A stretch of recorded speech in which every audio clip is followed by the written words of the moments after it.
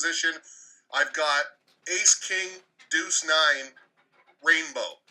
I've learned to fold that hand in no limit. Is that a hand I'm playing in limit from early position? No, that's no. That's I think what I would do with that hand, I would probably because of the ace, you're getting quartered so many times. Right. And ace king is garbage. I mean, if you had ace king deuce four, ace king deuce six even, it's the hand strength is just way better than ace king deuce nine. Like you don't have backup for your low. Yeah, the nine is a bad card in Omaha Hi Lo, right? Yeah, nines don't do anything for you at all. You ideally want to go in with some Broadway type high cards, but you want at least two low cards. So ace king deuce four, ace king deuce five.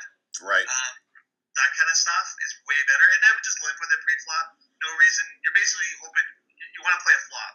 So in multi-way, you don't care about because ultimately you're going to have some ace threes and ace fours in there that you want that will end up calling down, and then you're going to scoop them. I like your point about having the backup for the low because there's nothing worse in this game than flopping the nut low only to have a deuce hit on the turn, and then you're screwed. Yeah, and if you know where you're at in the hand, it's an easy fold. A lot of guys, especially in limit, the biggest trick in limit is not to pay those extra bets off. And mistakes that has happened to me in the past is leading with your low when it's getting counterfeited, and you're basically just then you got to pay off the raise, and you're paying off one more street. It's just like saving those bets. You just fold because the odds of them betting something that is worse than your hand is like almost non-existent. In no limit, if I'm short, I might decide to get it all in with a hand like this is if I'm short with king 3-4 or queen deuce 3. In limit, is that a hand that you're hoping to flop a set with, or are you just dumping those ones? No, I'd play those ones for sure. My style is really aggressive in limit. Mm-hmm. So you're in there a lot. Yeah, I'm in a lot of hands. Okay, so let me give you a scenario then, Calen. You're in the big blind because this is an issue that I have. I have trouble deciding when I'm going to defend in the big blind, and a lot of times I just fold it because I want to save that extra bet for three hands later when I get ace deuce and want to get it all in. But let's say you're in the big blind in limit poker. There's an early raise and there's 3 or 4 callers, and you've got like something like 9-10 jack queen or 7-8 9-10. Are you defending from that spot? Oh, for sure, yeah, 100%. Especially multi-way. I mean, people can say, well, you're gonna get screwed a bunch of times because the 7-8 9-10 is gonna lose to the 9-10 jack queen, things like that. But you can flop pretty decent, and knowing other people's hand ranges, like if they're raising a lot with like their ace deuce 3 4s and things like that, then you're gonna win the high hand a lot of the times. Okay. Especially when it's multi-way. A lot of the guys, like pretty much any ace deuce is going to be in that hand. Any ace 3 is going to be in that hand. So, if the board comes middle, you're gonna win. You could even scoop it. So yeah, you definitely want to be calling the Broadway. I mean, I play my Broadway hands pretty aggressively in that game too. I'll raise in late position with them because obviously, if there's no low, you're going to win a lot of pots with no hand, because people aren't going to call you if they don't have a decent high, and if the low misses, then you're going to win the pot. So I win a lot of hands with, you say you can't bluff.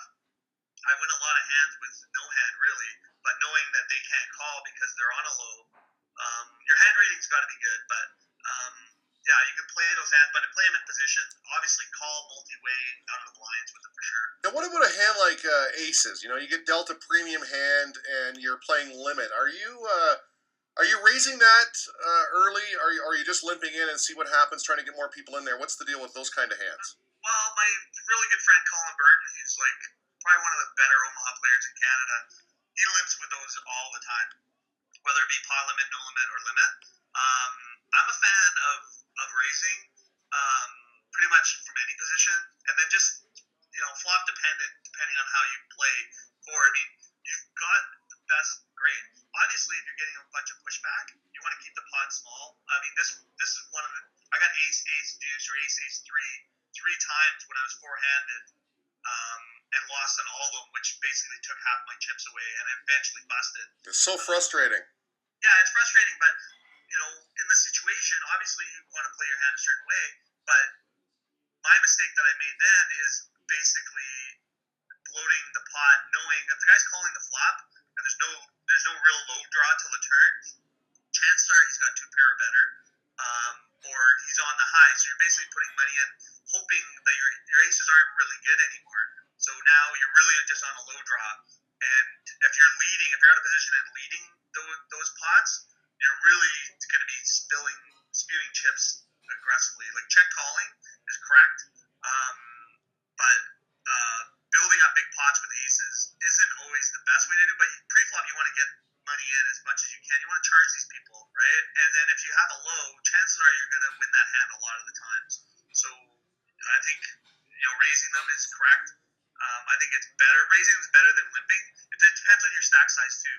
Obviously, if you're short, just limp with those hands for sure. Right. You want to just get to a flop.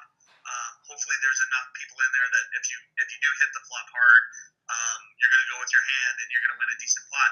If you've got a big stack, you want to put pressure on people, and you want to, in position, you want to raise and re-raise, all that kind of stuff. Because you've got blockers, you've got two aces, so the odds of them having ace deuce is decreased a lot. So yeah, you want to be aggressive with the hand. But if you're short, you just want to limp, see a flop. A lot of people, they'll get into 3 and 4 betting in limit, and with aces, and they'll basically just go with it on the flop, any kind of flop, and it's just a mistake. In limit, you want to preserve those bets, especially if it's reasonable based on the flop that they have you beat.